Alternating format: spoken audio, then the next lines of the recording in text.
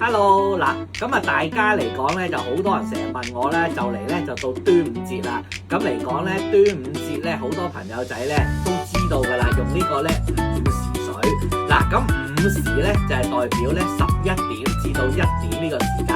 咁你咧裝一桶水啊，或者嚟講你可以攞啲蒸餾水、礦泉水去啲太陽下邊曬一曬佢。咁呢個咧就係叫做午時水啦。咁但係咧今年咧，如果大家有睇通勝都知啦。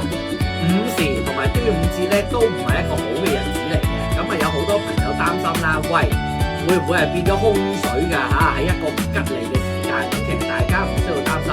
咁因為嚟講咧，喺呢個端午節嘅午時水咧，佢係一定係可以咧特別辟邪、許平安啊，去一啲衰氣嘅。咁所以大家咧繼續咧可以用呢個午時水嘅。咁但係當然啦，如果你攞嗰啲午時水嘅，我嚟浸一啲招財嘅水晶啦，或者我嚟諗住招姻緣愛情用嗰啲午時水去淨化你嘅水晶啦，咁當然咧一定係冇咁好噶啦嚇。咁所以今年嘅午時水咧，只可以愛嚟辟邪、淨化氣場先係最好嘅。